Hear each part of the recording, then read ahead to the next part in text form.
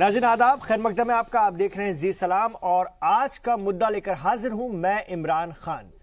पाकिस्तान दुनिया के माथे पर दहशत का नासूर बन गया है और यह नासूर धीरे धीरे दुनिया में फैल रहा है। पाकिस्तान कभी भी अपनी हरकतों से सुधरने वाला नहीं है।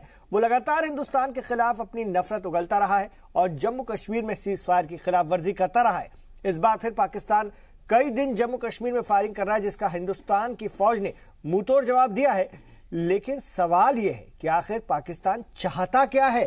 आखिर पाकिस्तान क्यों दहशत अपने घर में पाल रहा है? क्या पाकिस्तान अब सिर्फ जंग से ही समझेगा? इन्हीं सवालों के साथ शुरू करते हैं आज का मुद्दा।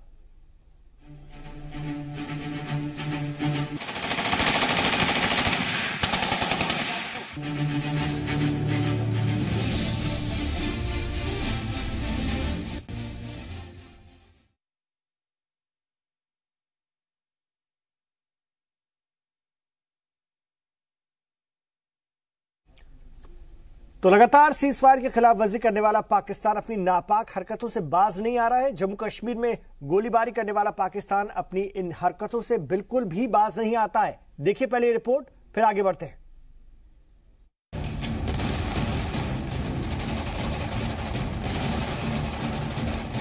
पाकिस्तान एक ऐसा मुल्क है जहां जमीन में अनाज नहीं बारूद पैदा होता है, जहां इल्म नहीं दहशतगर्दी पढ़ाई जाती है।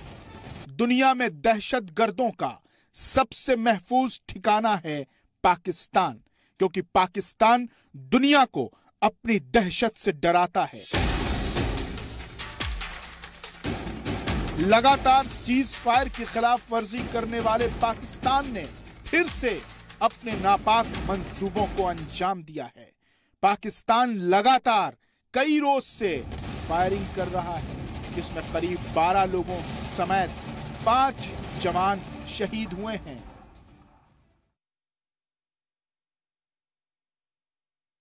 जबकि 60 लोग जख्मी हैं। सरहद से सटे इलाके पाक फायरिंग से मुतासिर हुए हैं और करीब 40,000 लोगों को निकालकर शेल्टर होम और दूसरे महफूज मकामात पर शिफ्ट किया गया है। जम्मू में कई स्कूलों को भी बंद कर दिया गया है। पाकिस्तान की फायरिंग का हिंदुस्तानी फौज ने मुंहतोड़ जवाब दिया। मीडिया रिपोर्ट्स के मुताबिक बीएसएफ और आर्मी की जवाबी फायरिंग में पाकिस्तान के 4 सैनिक मारे गए।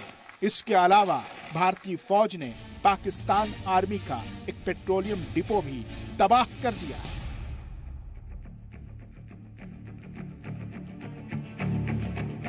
हमारे आम लोग जो है शहीद हो रहे हैं, छोटे छोटे बच्चे, हमारे जो है औरतें शहीद हो रही हैं, हमारे जवान जो है सुरक्षा बल के फौज के शहीद हो रहे हैं। ये बहुत बड़ा नुकसान है।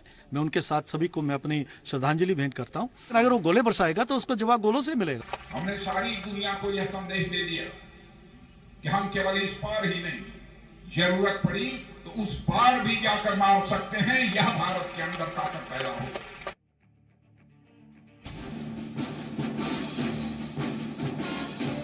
भारत पाकिस्तान को कई बार सबक सिखा चुका है। भारत पाकिस्तान को घर में घुसकर मार चुका है, लेकिन पाकिस्तान है कि मानता नहीं। पाकिस्तान ने हमेशा दुनिया को धोखा देकर अपनी दहशतगर्दी पर पर्दा डाला है। चाहे भारत के मोस्ट वांटेड हाफिज सईद को क्लीन चिट देने का मामला हो या फिर हिंदुस्तान में दरअंदाजी के वाकयात हों, हाफिज सईद को क्लीन चिट देने पर अमेरिका ने पाक को जमकर लथाड़ा। साथ ही यूएन ने हाफिज की जांच खुद करने की बात कही, लेकिन पाकिस्तान ने यूएन की जांच से साफ इनकार कर दिया, क्योंकि पाकिस्तान के वजीर आजम दुनिया को अपनी दहशत से दहलाने वाले मोस्ट वांटेड दहशतगर्द हाफिज सईद को साहब कह के खिताब करते हैं। इससे अंदाजा लगाया जा सकता है कि पाकिस्तान दहशतगर्दों से कितना डरता है। ऐसा लगता है कि पाकिस्तान एक मुल्क नहीं बल्कि एक स्टेज है जिस पर दहशतगर्दी का ड्रामा चल रहा है। दुनिया में कमजोर भारत के रूप में नहीं जाना जाता है, बल्कि भारत दुनिया में एक ताकतवर देश के रूप में जाना जाता है। आपने देखा कि आज के कुछ महीने पहले पाकिस्तान के कुछ आतंकवादी भारत की सीमा में घुस आए थे। और उन्होंने हमारे सेना के जवानों पर रात के समय कायराना हमला करके 17 जवानों की जानें ले ली। पाकिस्तान की धरती पर जाकर आतंकवादियों का सफाया करने में पूरी तरह से कामयाब है। क्या पाकिस्तान अब बातचीत की जबान नहीं समझेगा? क्या पाकिस्तान अब जंग के जरिए ही समझेगा? क्योंकि भारत पाकिस्तान को हर तरीके से समझा चुका है, लेकिन पाकिस्तान अपनी नापाक हरकतों से बाज नहीं आ रहा है। क्या आप पाकिस्तान को दुनिया का दहशतगर्द मुल्क करार दे देना चाहिए? ब्यूरो रिपोर्ट, जी मीडिया। तो जिस मुल्क के अंदर से दुनिया का सबसे खतरनाक दहशतगर्द ओसामा बिन लादेन पकड़ में आता हो, जहां दाऊद इब्राहिम, जहां पर हाफिज सईद जैसे लोग हों, उससे क्या उम्मीद की जाए? लेकिन बड़ा सवाल यह भी है कि पिछले साल 780 बार सीज़फायर की खिलाफ वर्जी की गई पाकिस्तान की तरफ से, और रवा साल ये जो अभी शुरू हुआ है ये सिलसिला बदस्तूर जारी। हालांकि सबक हमारे तरफ से भरपूर सिखाया जाता है, लेकिन आखिर कब तक? ये बैन अक़वामी कवानीन की कितनी बड़ी खिलाफ वर्जी है, ये पाकिस्तान नहीं समझ रहा है। हिंदुस्तान इस बात को बार बार उठाता है। क्या है मंशा पाकिस्तान की, ये भी हम जानने समझने की कोशिश करते हैं। आइए इस वक्त हमारे साथ जो खास मेहमान हैं उनसे आपका तारुफ करा दूं। इस वक्त मेरे साथ हैं स्टूडियो में रोबिंद्र सचदेव जी, जो कि फॉरेन एक्सपर्ट हैं। हमारे साथ शिवाजी सरकार हैं, सियासी तज्जियाकार हैं, आपका खैर मकदम है सर। डॉक्टर दीपिका शर्मा है, भारतीय जनता पार्टी की तर्जुमान है। मेरे साथ कमलाकर त्रिपाठी भी होंगे, कांग्रेस के तर्जुमान है। और मेरे साथ माजिद हैदरी साहब जुड़ रहे हैं, श्रीनगर से सीनियर जर्नलिस्ट हैं। आइए शुरुआत करते हैं, और मेरा सबसे पहला सवाल रोबिंद्र सचदेव जी से है। रोबिंद्र जी, क्या मंशा आपको पाकिस्तान की समझ में आती है?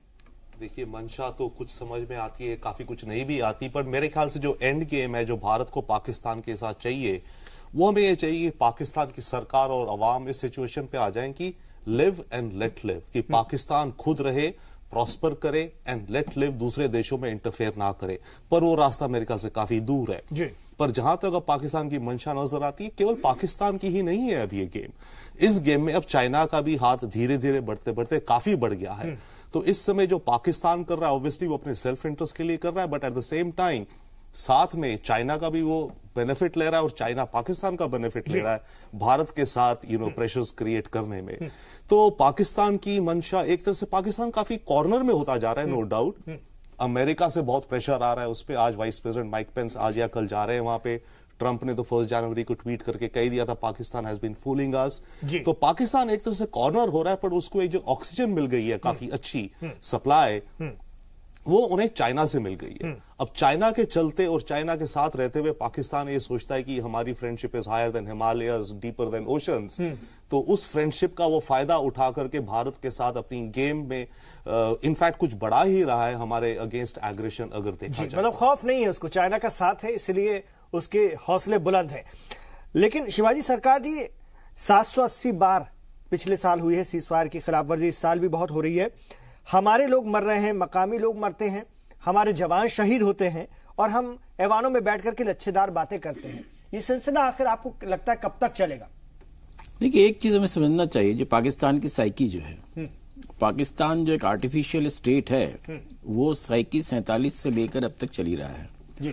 वो करेक्शन नहीं हुआ है, और उसको लगता है कि उसकी जो इंटरनल पॉलिटिक्स है जी, हम जो आपने रविंद्र सचदेवा जी ने जो कहा, उसके अलावा उनको जो इंटरनल पॉलिटिक्स है, उसमें जो है जो एंटी इंडियननेस जो है जी, वो चीज जब तक वो नहीं बढ़ाते हैं तब तक उनकी इंटरनल पॉलिटिक्स जो है नहीं संभलती है। इसलिए उनको अपने अगर अंदरूनी बातों को सुलझाने की जरूरत पड़ती है जी, तो भी वो हिंदुस्तान को टारगेट करते हैं। तो लगातार आजकल हम देख रहे हैं, जब से नवाज शरीफ का डिसलॉजमेंट हुआ, उनके अंदर की तरह तरह की प्रॉब्लम्स हुई, उनके मिलिट्री जिस तरह से काम कर रही है, इन सारी चीजों को देखते हुए हम लगता है, और जिस तरह से अगर आप देखें जो वेरियस टेररिस्ट ग्रुप्स जो हैं, वो जिस तरह से सरकार पे डायरेक्टली इनडायरेक्टली वहां हावी हो रहे हैं, तो उन सारी चीजों को उनको लगता है कि इसका सॉल्यूशन एक ही है कि हिंदुस्तान के खिलाफ कुछ ना कुछ करते रहो और उससे अंदर माइलेज लेके रहो। लेकिन कब तक फिर भारत माँ की गोद में जवानों की लाशें गिरती रहेंगी? आखिर कब तक सरहद पर आबाद मुकीम लोग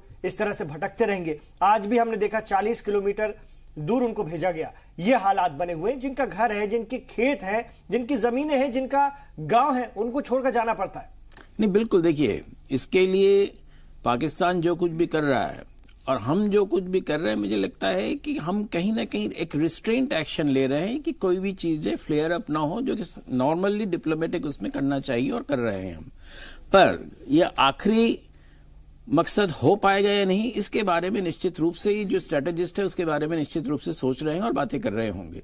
तो पाकिस्तान को अगर हमें कंटेन करना है जी, तो उस कंटेन करने के लिए मुझे लगता है कि हमारी जो स्ट्रेटेजीज हैं उसमें कहीं ना कहीं कोई ना कोई बदलाव जरूर लाने की जरूरत है, क्योंकि हम लगातार ये देख रहे हैं कि जितने भी पाकिस्तानी एक्शन हो रहे हैं उससे हमारे सेना के जवानों पे असर आ रहा है, हमारे जो वहां पे आसपास रहने वाले जो हमारे शहरी हैं उन पर परेशानी हो रही है।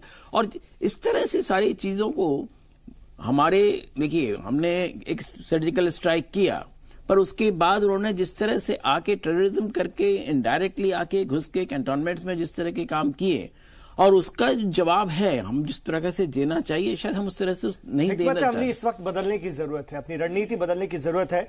दीपिका जी, डॉक्टर दीपिका शर्मा जी, एक सर के बदले 10 सर लाने वाली बातें क्या हवा हवाई हो गई?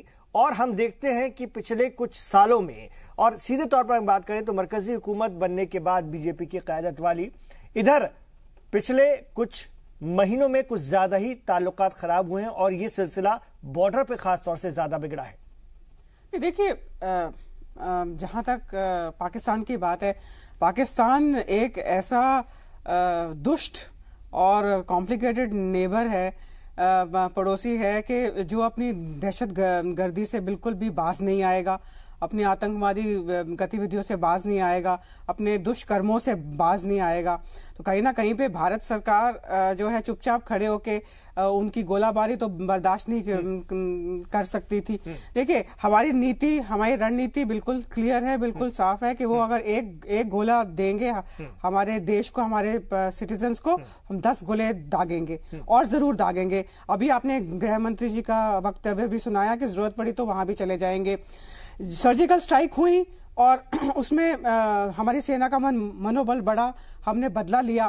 परंतु मैं यहाँ पे एक बात बहुत महत्वपूर्ण करना चाहूंगी, जो भारतीय जनता पार्टी ने किया, हम पाकिस्तान को आइसोलेट कर रहे हैं डिप्लोमेटिक तरीके से। जिस प्रकार से विश्व के जितने ताकतवर देश हैं भारत के साथ आए हैं, चाहे वो अमेरिका हो, चाहे जापान हो, चाहे इंग्लैंड हो, फ्रांस हो, ऑस्ट्रेलिया हो, जिस प्रकार से वो भारत के साथ आए हैं, और उन्होंने यूनाइटेड नेशंस में भी कहा है कि पाकिस्तान को जो है एक टेररिस्तान, एक आतंकवादी देश बोला गया है, और उसको चेतावनी दी गई है कि आप उसमें ना लगें।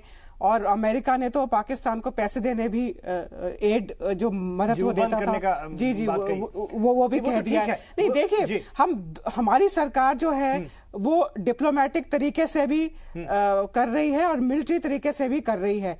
अब वो एक ऐसा दुष्ट देश है जो कि दहशतगर्दी, आतंकवादी से और गोला और इससे बाज नहीं आ सकता। ठीक है जी। और सीज फायर का उल्लंघन आप देखिए कि डेली बेसिस पे हो रहा है। तो क्या डेली बेसिस पे सर्जिकल स्ट्राइक करने की जरूरत है? देखिए, जो रणनीति है वो सरकार को पता है, सरकार अच्छे तरीके से उसको निभा रही है। पाकिस्तान को केवल एक बात ये समझ में आ गई है, जवान बहुत ज्यादा तादाद में शहीद हुए हैं पाकिस्तान। अगर हम पिछले कुछ दिनों की बात करें, कुछ महीनों की बात करें, इमरान जी, देखिए, ऐसा है, बहुत दुखद बात है। हम अपने जवानों के साथ बिल्कुल खड़े हुए हैं। उनकी शहादत, उनका जो खून है वो बेकार नहीं जाएगा। परंतु अगर आप एक ऐसे नेबर के साथ हैं जो कि शांति की भाषा नहीं समझ रहा, हमारे प्रधानमंत्री ने जब शपथ ग्रहण की तो उन्होंने पाकिस्तान के प्रधानमंत्री जी को भी बुलाया, सारे देशों को बुलाया।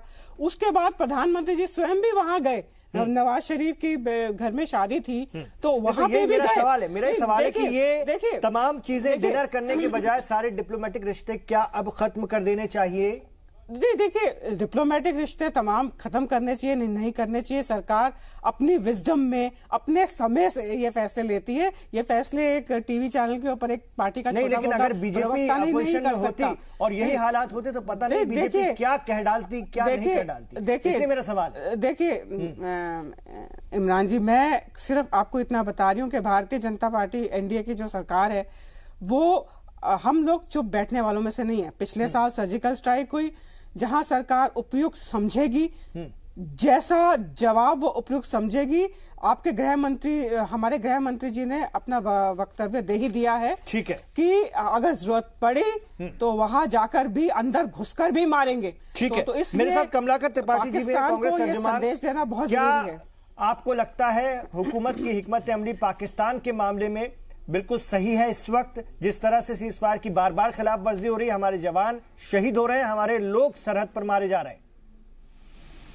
देखिए इमरान भाई जी, इस सरकार का ढुलमुल रवैया और दिशाहीन विदेश नीति ने आज ये परिस्थितियां कर दी हैं कि हमारे समय में जितने सीज फायर के उल्लंघन होते थे और जितने हमारे सैनिक शहीद होते थे, उसका लगभग दोगुना जी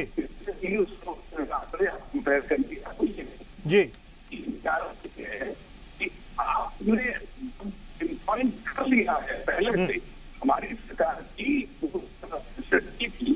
मुझे ना आपकी आवाज साफ नहीं आ रही है सर। कमलाकर जी, मैं लौटूंगा आपके पास, दोबारा राब्ता कायम करेंगे। इमरान जी 10 सेकंड दीजिए, मैं इस पे टिप्पणी देना चाहूंगी।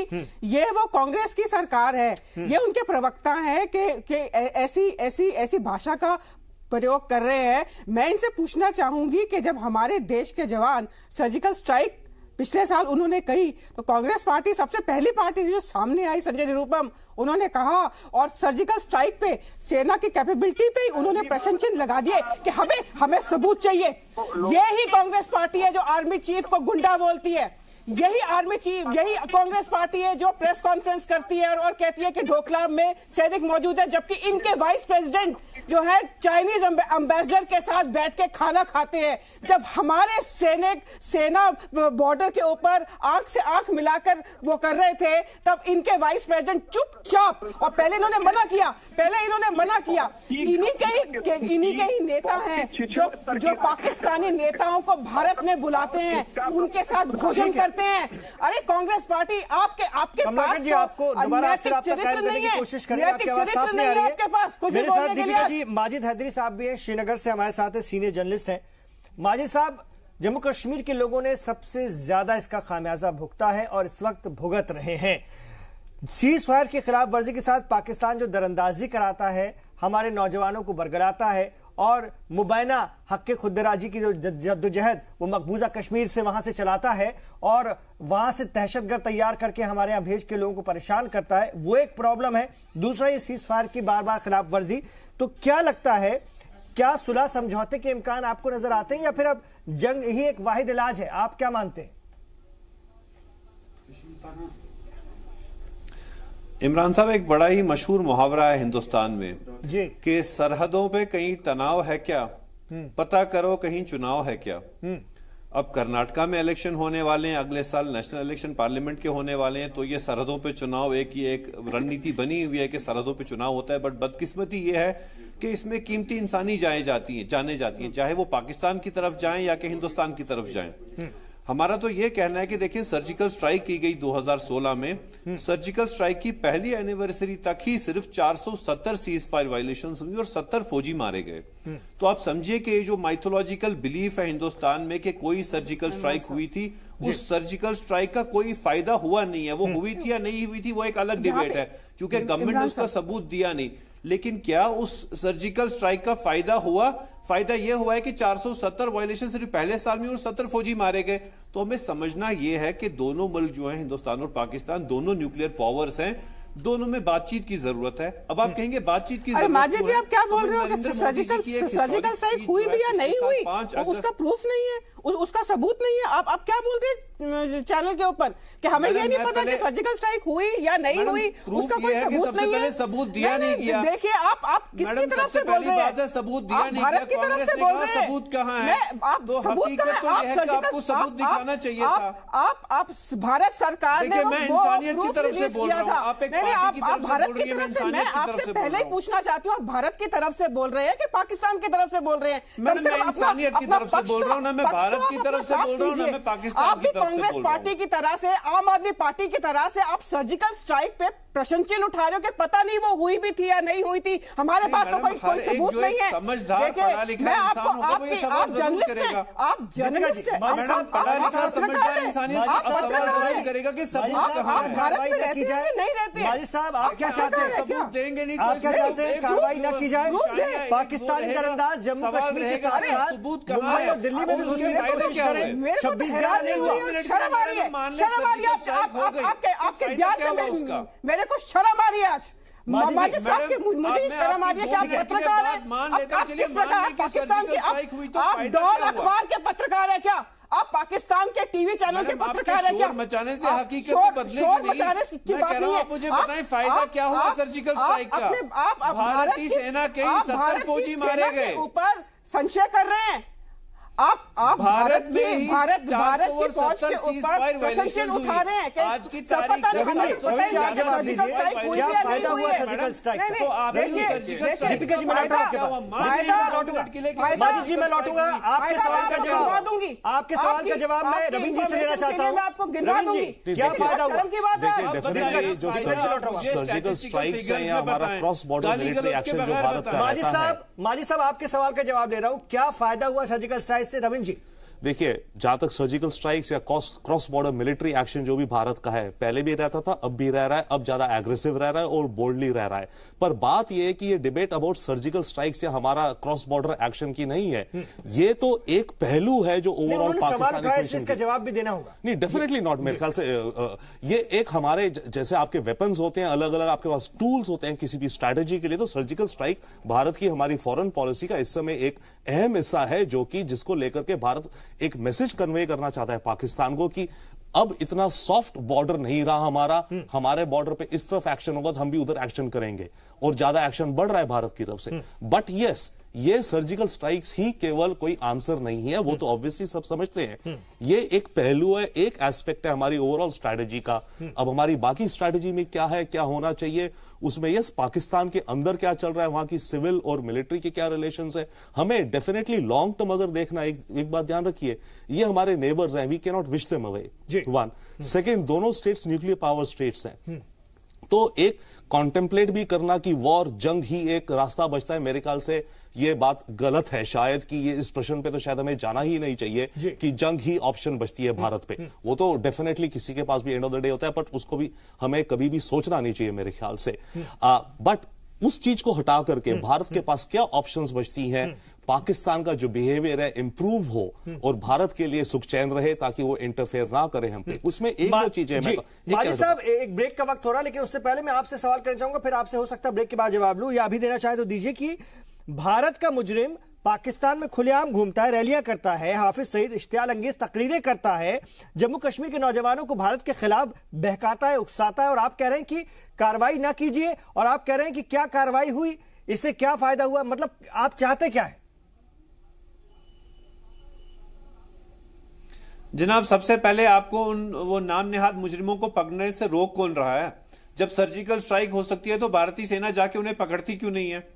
रोका तो किसी ने हाथ नहीं है, भारतीय सेना क्या पाकिस्तानी सेना की, जो ये दोनों कंट्री चाहे कर सकते हैं। अगर कोई मुजरिम है तो जाए उसे पकड़ के लाएं, किसी ने रोका नहीं है। दूसरी चीज यह है जो मैं खास तौर पे आपको बताना चाहता हूं, वो ये है कि मोदी जी ने पिछले साल 5 अगस्त को बड़ी एक तारीखी तकरीर की, जिसमें उन्होंने कहा कि जो ये 21वीं सदी की जो दुनिया है, इसमें जो कोई भी मसला हो, चाहे वो दहशतगर्दी का हो, लफ्ज़ ने कहा दहशतगर्दी हो या कि ग्लोबल वार्मिंग हो, उसका जो हल है वो सिर्फ भारतीय, जो हमारा यहाँ पे ये एक एंशिएंट टेक्निक रही है, तर्क शस्त्र, जिसको कि हम कहते हैं डिबेट और डायलॉग, उसके थ्रू इन चीजों का हल निकल सकता है। तो जब मोदी जी, प्रधानमंत्री जी खुद कहते हैं कि तर्क शस्त्र, डिबेट और डायलॉग से दहशतगर्दी से लेकर ग्लोबल वार्मिंग का हर चीज का हल निकलेगा, तो पाकिस्तान के साथ बातचीत का हल क्यों नहीं सोचते हैं? ये जो जंगी दिमाग है, जैसे मोहतरमा बैठी है तो जंग की बात कर रही है, दो न्यूक्लियर पावर्स के बीच में जंग की बात करना दहशतगर्दी करता रहेगा, हमारे इनोसेंट सिटीजन्स को मारता रहेगा।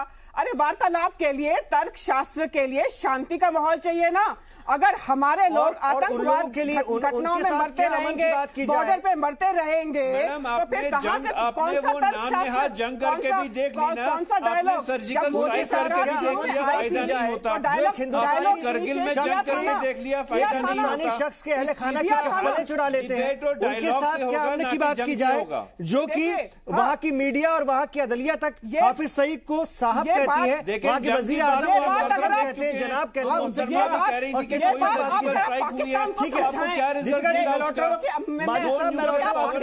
एक छोटा सा वक्फा दीपिका जी लौट रहा हूं, एक छोटा सा वक्फा इस बहस में लौट रहे हैं, फिर मैं अपने साथ शिवाजी सरकार जी को भी जोड़ूंगा और कमलाकर त्रिपाठी को जोड़ूंगा, उनकी आवाज हो सकता है अब हमसे हमारे तक साफ तरीके से पहुंच सके।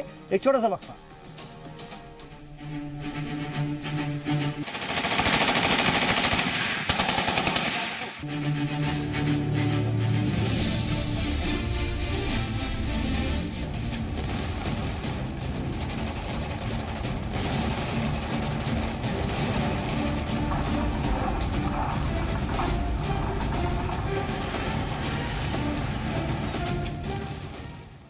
तो क्या जंग से मानेगा पाकिस्तान? ये बड़ा सवाल है। हालांकि रविंद्र सचदेव जी कह रहे थे, जो कि हमारे साथ सीनियर फॉरेन एक्सपर्ट हैं, वो कह रहे थे कि जंग पर तो हमें सोचना ही नहीं चाहिए, बात बहुत अहम है, लेकिन सख्त तरीके से जवाब मिलते रहने चाहिए। इसी पर हम और बात कर रहे हैं और मेरे साथ कमलाकर त्रिपाठी जी, कांग्रेस के तर्जुमान, बीच में उनका फोन ठीक से लग नहीं रहा था। कमलाकर जी, क्या आपको लगता है कि फौज को और फ्री हैंड देना चाहिए पाकिस्तान से निपटने के लिए सरहदों पर, वो नहीं मिल पा रहा है, या इस हुकूमत में जैसा कि दीपिका जी दावा कर रही हैं कि बहुत ज्यादा एग्रेसिव तरीके से फौज बिहेव कर रही है? अब नहीं इमरान भाई, दिक्कत एक बात की है कि आपकी जो विदेश नीति है वो इतनी ढुलमुल और दिशाहीन है।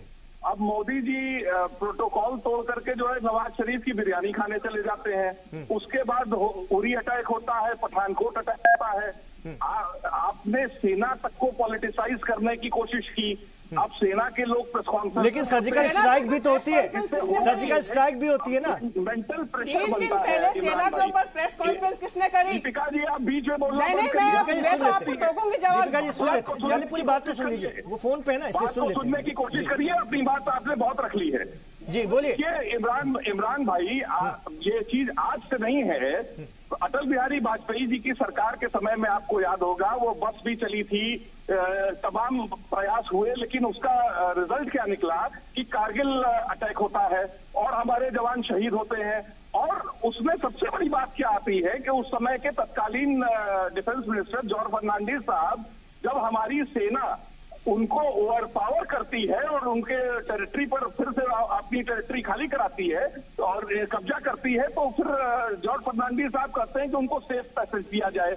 आप ये समझिए, ये इस तरह की जो चीजें हैं, बहुत झूठ बोलिए आपने। वर्तमान में जो स्थितियां हैं, जी आप सच सुनने की हिम्मत रखिए, आप सच सुनने की आप हिम्मत करिए कि कांग्रेस पार्टी ने किया क्या देश के साथ। अरे आज शाम सच तो सुन लीजिए, जब आपने सत्ता छोड़ी 2014 में, तो इंडियन आर्मी के पास 10 दिनों के लिए लड़ने के लिए असला नहीं था, गोला बारूद नहीं थे। क्या आपको पता है कि आपने भारतीय सेना की क्या कंडीशन कर दी थी?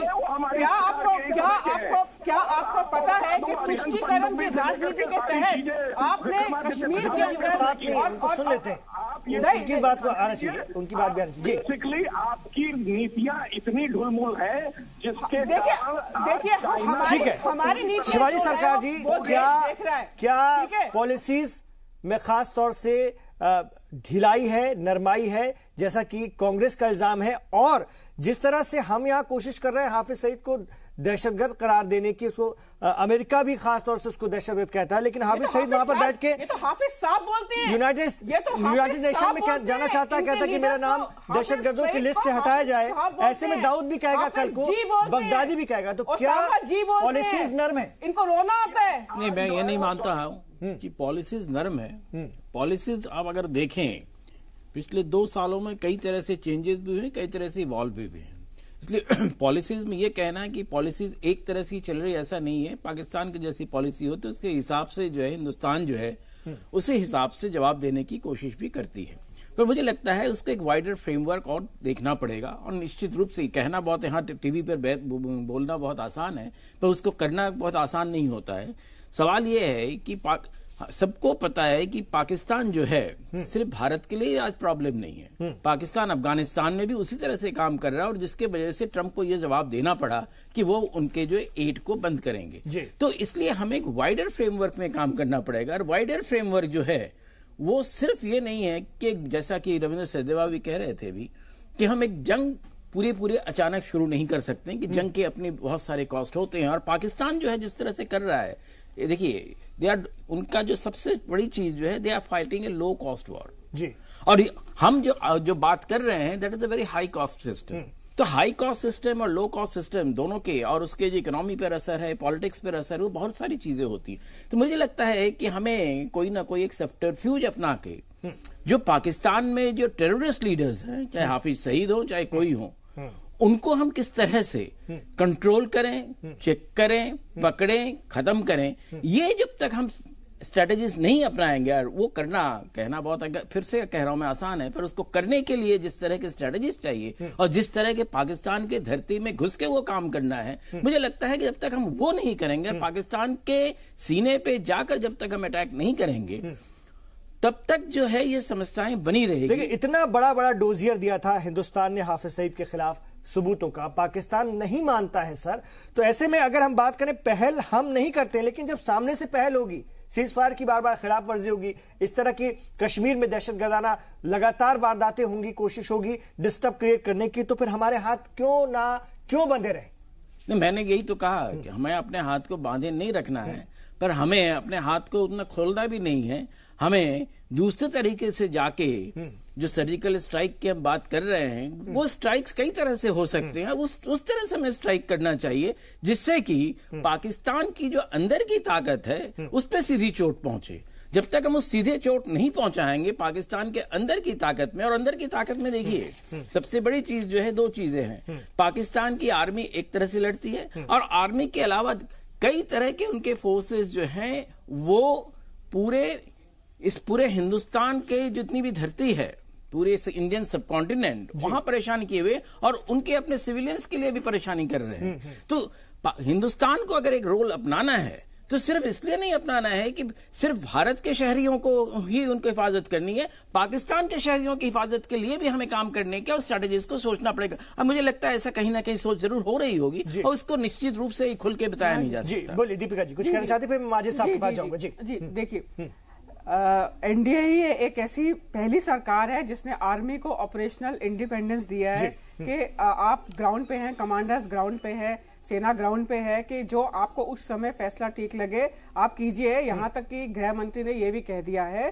कि आप अपनी गोलियां मत गिनिए, जितना लगता है जवाब देने में 10 गुना जवाब दीजिए, क्योंकि ये एक ऐसा देश है, जैसे आपने बताया कि सारे डॉसियर दे दिए, शांति वार्तालाप कर ली, सब कुछ कर लिया, लेकिन ये फिर भी दहशतगर्दी से बाज नहीं आता। मुझे इस स्टेटमेंट से भी ऑब्जेक्शन है। हमारे सीनियर जर्नलिस्ट साथ बैठ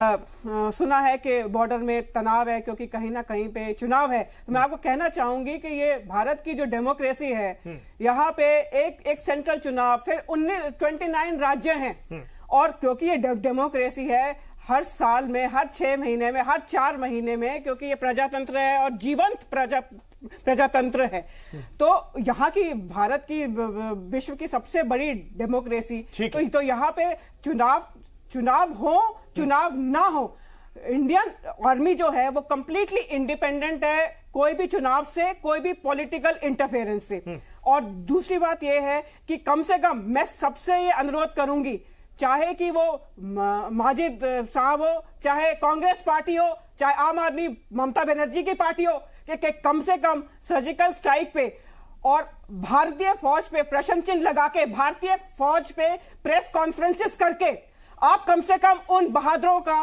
उन बहादुर जवानों का, उनके जो खून बहाते हैं देश के लिए, उनकी शहादत का आप मजाक ना उड़ाएं, क्योंकि ये देश, ये धरती आपकी भी है, और ये एक ऐसा मुद्दा है जिसका राजनीतिकरण नहीं होना चाहिए। ठीक है, इस समय विपक्ष को सरकार के साथ पूरी तरह खड़ा होना चाहिए। चुपके चाइनीज एम्बेसी में जाके चाइनीज एम्बेसडर के साथ नूडल नहीं खाने चाहिए, या चुपके पाकिस्तानी मेहमानों को अपने घर बुला के और पाकिस्तानी डिप्लोमेट्स के साथ, पाकिस्तानी पॉलिटिशियंस के साथ बैठ के बहुत सख्त इल्जाम कमलाकर जी, बहुत सख्त इल्जाम। भारत सरकार पाकिस्तान से बात नहीं कर रही है, जवाब ले लेते हैं। मणिशंकर अय्यर कौन होते हैं का जवाब ले लेते हैं, उनको न्योता देते हैं अपने घर में कसूरी को। ये मुद्दा इलेक्शन के समय भी, इलेक्शन के वक्त भी बहुत उठा था, क्या कहेंगे? जवाब कोई नहीं है इनके पास। कमलाकर जी, पहली चीज तो मैं आपको बता दूं इमरान भाई कि मेरा बात होने लगती है तो सारे लोग दीपक जी आप सुनिएगा फोनों पे हूँ, और दूसरी बात कि मेरा बीच में साउंड ब्रेक कर दिया जाता है, दिस इज वेरी बैड। मैं आपको बता रहा हूँ जिस तरीके से आप बिरयानी खाने चले जाते हैं प्रोटोकॉल तोड़ करके, उसके बाद पठानकोट और उड़ी के हमले होते हैं। आप जब हम सरकार में थे और हमारे समय में बहुत कम सीज फायर के उल्लंघन भी होते थे, उस समय आप ये बताते थे कि जो है लाल आंख करके जो है वो पाकिस्तान को जवाब देना चाहिए। आज की डेट में वो लाल आंखें सफेद भी आपने क्या किया और आज आप क्या कर रहे हो, ये सारा देश देख रहा है। तभी तो 19 राज्यों में हार गए हो, 4 राज्यों में और हारोगे अगले 4 महीनों में। ठीक है, सियासी बातें जब तक ये सीखेगी नहीं कि देश के सैनिकों के खून के साथ, शहादत के साथ खिलवाड़ नहीं करना है, देश की सुरक्षा के साथ। सुन लीजिए दीपिका जी, सुन लीजिए, सियासी बातें ना कीजिए, इल्जाम तराशी नहीं होनी चाहिए। जी आप पूछिए कि इन्होंने प्रेस कॉन्फ्रेंस क्यों करी भारतीय सेना के ऊपर 3 दिन पहले? ठीक है, क्या औचित्य था? मेरा सवाल माजिद हैदरी साहब से भी है। माजिद साहब, आप जिस पाकिस्तान से बातचीत करने की बात कहते हैं, बलूचिस्तान में, सिंध में, अफगानिस्तान से लगी सरहदों में उनका वहां बुरा हाल है और वो यहां कश्मीर के चक्कर में है, और आप लोग उनके बारे में बात करना चाहते हैं, एक तरह से उनके फेवर में नजर आते हैं। ऐसा कौन सा प्रोपेगेंडा है पाकिस्तान का जो आपको मुतासिर कर देता है? जी एक्चुअली पाकिस्तान का कोई प्रोपेगेंडा मुतासिर नहीं करता। हम लोग बेसिकली अमन चाहते हैं, जो कि बीजेपी वाले मोहतरमा जैसे अभी कह रही थी, पहले मैं इनको करेक्ट करूं, इनने एक्चुअली आज एक हकीकत बता दी इस प्रोग्राम पे कि इस हुकूमत ने आर्मी को फ्रीडम दी है, इंडिपेंडेंस दी है, जैसे चलना चाहो वैसे चलो। ये एक डेमोक्रेसी है, भारत एक डेमोक्रेसी है, इंडिपेंडेंस जाती थी, जहाँ पे इलेक्टेड हुकूमत डिसाइड करती थी क्या करना चाहिए। यही वजह है जो ज्यादा इंडिपेंडेंस दे दी गई है आर्मी चीफ साहब को, तो वो इतना ज्यादा बोलते हैं, उनके बोलने की वजह से हमले हो जाते हैं। जिस दिन से उन्होंने बात की कि पाकिस्तान को ऐसा करेंगे, चाइना को ऐसा करेंगे, आप देखिए सरहद पे क्या हाल है, जाने जाया हो रही है। यहाँ पे पाकिस्तान के मुतालिक क्या बात करनी है, क्या नहीं करनी है, ये मोदी नहीं सोचेंगे। ये बिपिन रावत साहब का काम नहीं है सोचना। पहले कहिए जो आपने कहा था कि सर्जिकल स्ट्राइक हुई या ना हुई, हमें तो इसमें भी शक है। इसका जो सबूत आपने मांगा था, हाँ मैं अभी भी कह रहा हूँ, सबूत दीजिए। जब तक आप सबूत नहीं देंगे मैं नहीं मानूंगा। मैं एक पढ़ा लिखा नागरिक हूँ, मैं ये तांत्रिक विद्या नहीं मानूंगा। अरे अगर आप अपने आप को इंडिपेंडेंट जर्नलिस्ट कहते हैं, मैं पढ़ा लिखा इंसान हूं, मैं तांत्रिक विद्या में बिलीव नहीं करता कि हो गई सर्जिकल स्ट्राइक मान लो। कैसा देश का नमक है जो आप जैसे, आप किस देश धर्म को आप, मैडम पढ़े लिखे लोग तांत्रिक विद्या को नहीं मानते। एक ब्रेक लेना पड़ेगा, ऐसे बात नहीं हो पाएगी, ऐसे बात नहीं हो पाएगी, ऐसे बात नहीं हो पाएगी। बोलिए, मैं लौट रहा हूं माजिद साहब से आपके सवालों का जवाब लूंगा, उनको सुनेंगे हम, बाकी लोगों को भी सुनेंगे। दीपिका जी एक छोटा सा ब्रेक, अभी लौट रहे हैं इस अहम बहस में।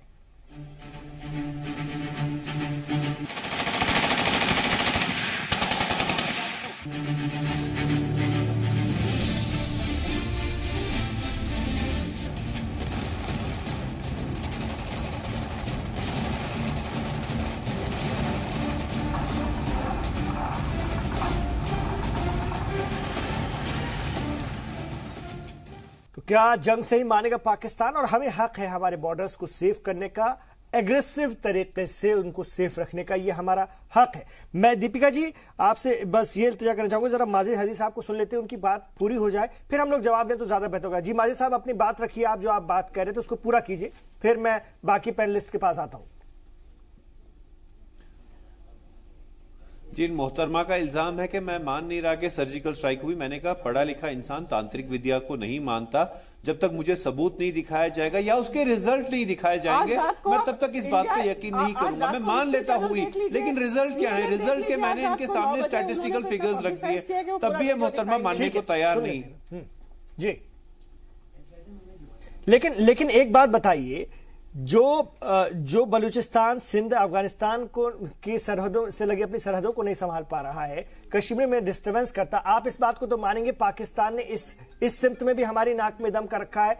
कश्मीरी नौजवानों को बहका करके आज उनको बंदूक उठाने के लिए तैयार किया जा रहा है। उनके माँ बाप किस कदर परेशान होते हैं जिनका बच्चा बंदूक उठा लेता है, ये जी सलाम दिखाता है, रो रो कर बुरा हाल हो जाता है। तो क्या कश्मीरी पीपल्स का व्यू है, क्या वो चाहते हैं, सोचते हैं किस तरह का अमन, वो भी हम जानते समझते हैं। आप तो इस बात को कहीं ना कहीं इस बात को तो मानेंगे, इससे तो इत्तेफाक रखेंगे। इमरान साहब, भारत सरकार की यही गलती है कि वो मिसप्लेस्ड प्रायोरिटीज पे बिलीव करती है। आपने खुद से कहा कि बलूचिस्तान में मसला है, अफगानिस्तान में मसला है।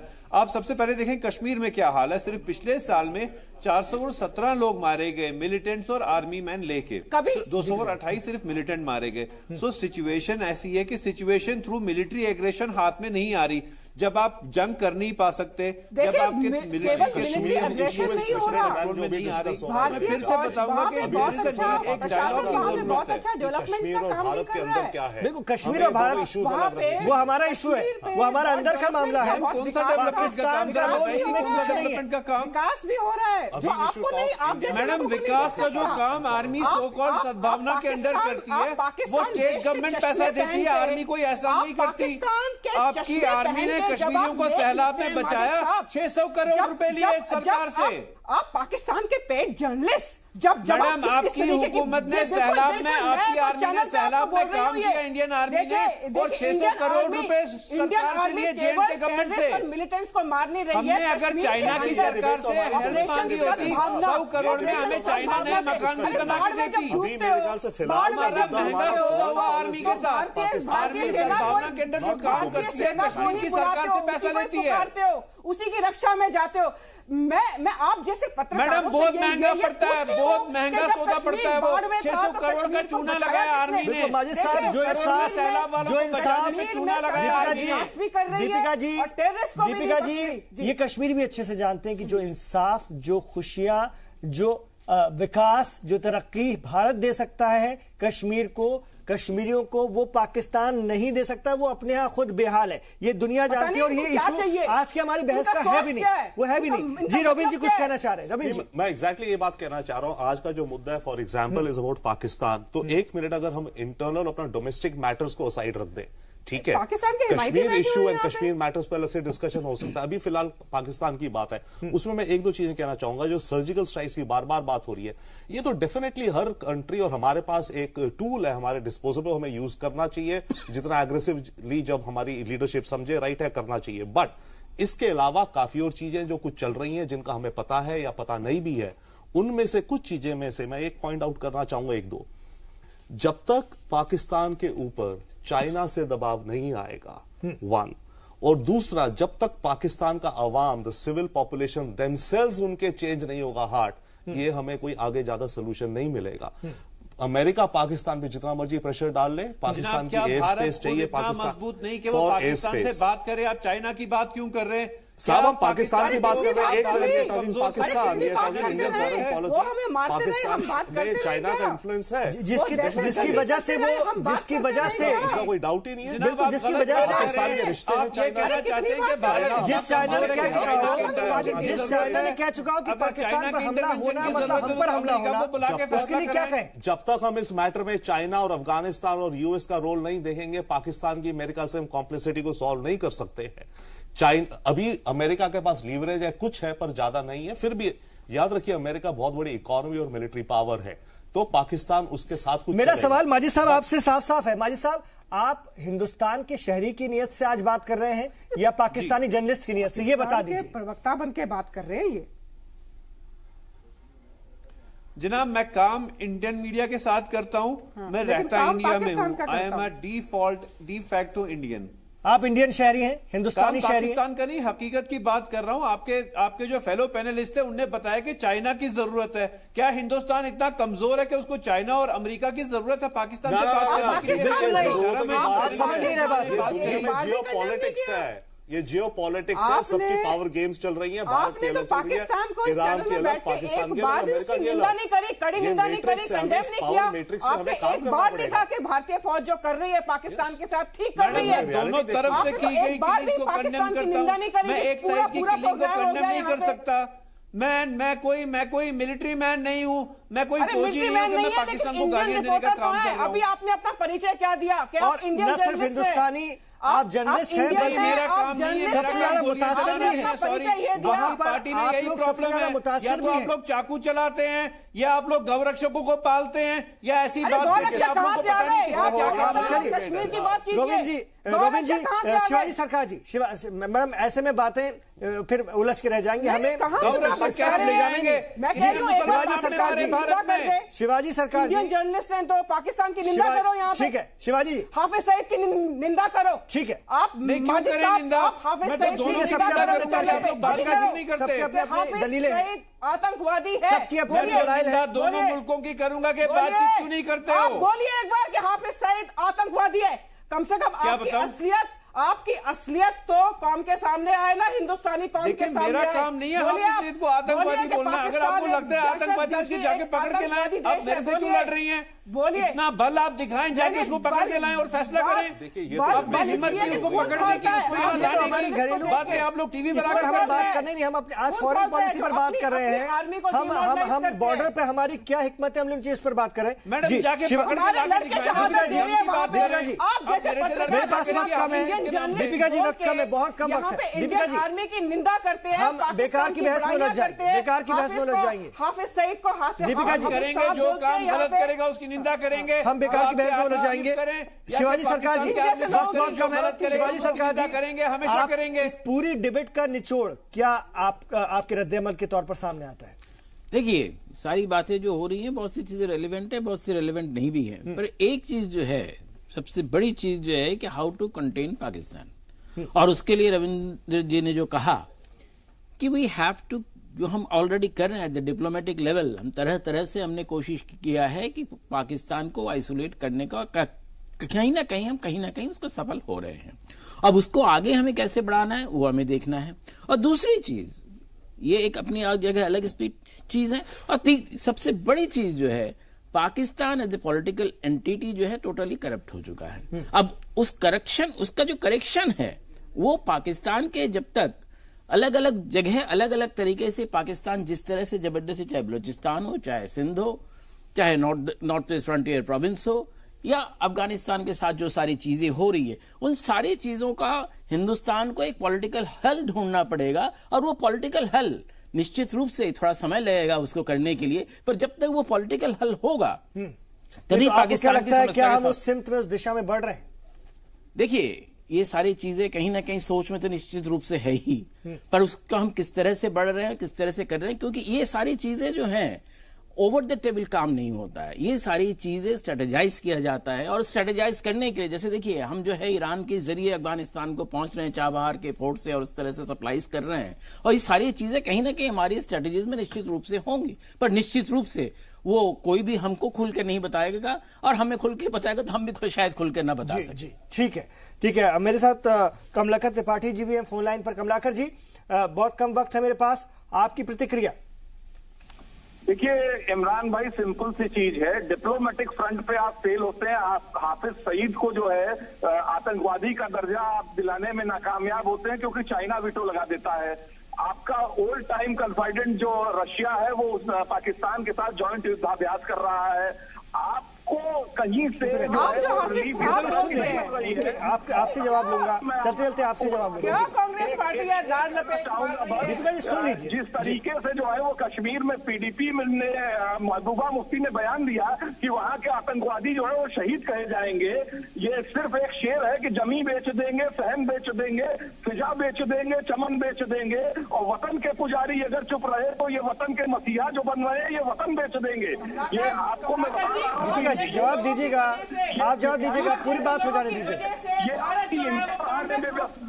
इन्होंने आर्मी को पॉलिटिसाइज कर दिया, इन्होंने हर चीज का राजनीतिकरण करके उसका फायदा लेने की कोशिशें की है। सर्जिकल स्ट्राइक हमारे समय में भी होती रही है, लेकिन हमने उसका कभी फायदा उठाने की कोशिश नहीं की, क्योंकि वो हमारी इंटरनेशनल पॉलिसी के तहत आता है। लेकिन जिस तरीके से जो है वो इन लोगों ने हर चीज को पॉलिटिसाइज किया है, ये अत्यंत निंदनीय है और इनको इंट्रोस्पेक्शन करना चाहिए। लेकिन दीपिका जी, जो आप इल्जाम लगा रही है, फिर तो वक्त हालांकि कम है, 3 साल से ऊपर होने जा रहा है।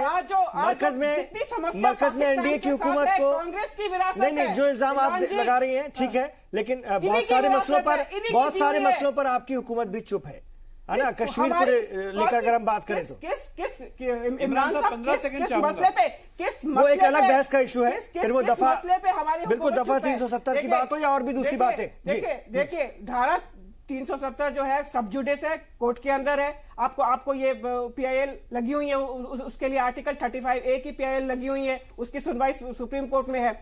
मैं केवल और केवल ये बात कहना चाहती हूं कि अगर ये लोग भारतीय हैं, चाहे कांग्रेस पार्टी हो, चाहे माजिद जी जैसे पत्रकार हो, चाहे आम आदमी पार्टी हो, ममता की वेस्ट बंगाल की सरकार हो, मैं सिर्फ और सिर्फ सबसे अनुग्रह ये करूंगी कि भारत का जो शहीद जो बॉर्डर पे अपना खून बहा रहा है, जो माँ अपने बेटे को खो रही है और जो बहन अपने भाई को खो रही है और जो विधवा अपने सिंदूर को खो रही है, कम से कम यहाँ पे अपनी पत्रकारिता में, अपने पॉलिटिकल विश्लेषण में कम से कम उन माँ बहनों का, उन बच्चियों का जो अपने बाप खो रहे हैं, कम से कम उनका मजाक मत उड़ाइए। अपनी सेना को उनका मजाक उड़ा भी नहीं रहे, लेकिन उसमें किसी ने मजाक नहीं उड़ाया। बिल्कुल साफ तौर पर पॉलिसीज पर बात कर रहे थे। दीपिका जी के साथ वक्त बहुत कम है, दीपिका जी बहुत शुक्रिया, वक्त बहुत कम है। दीपिका जी आपने बहुत अच्छी तरह से अपनी बात रखी, हमारे तमाम मेहमानों का शुक्रिया। ये बहस बहुत गर्मा गर्म रही और होनी भी चाहिए, और अब बेहद सख्त जरूरत है कि पाकिस्तान को उसी की जबान में बहुत एग्रेसिव तरीके से जवाब दिया जाए। जैसे कि हमारे पैनलिस्ट कह रहे थे, हो सकता है इस पर बहुत तेजी से काम चल रहा हो, ये बातें साफ करने की नहीं है, लेकिन जिस तरह की हरकत और जो हौसला पाकिस्तान का बढ़ता हुआ दिख रहा है, उसकी वजूहात पर भी बातें उस रोशनी में भी सामने आई कि क्या है उसकी वजह, चाहे उसके पीछे चाइना हो या और भी बहुत सारी बातें हैं। तो उस पर अब बहुत तेजी से काम करने की जरूरत है और देखना यह होगा कि कितनी जल्दी इस पर काम होता हुआ दिखता है और साफ तौर पर नजर आता है। बहुत शुक्रिया आप तमाम लोगों का इस चर्चा में, इस बातचीत में हिस्सा लेने के लिए। आप देखते रहिए जी सलाम।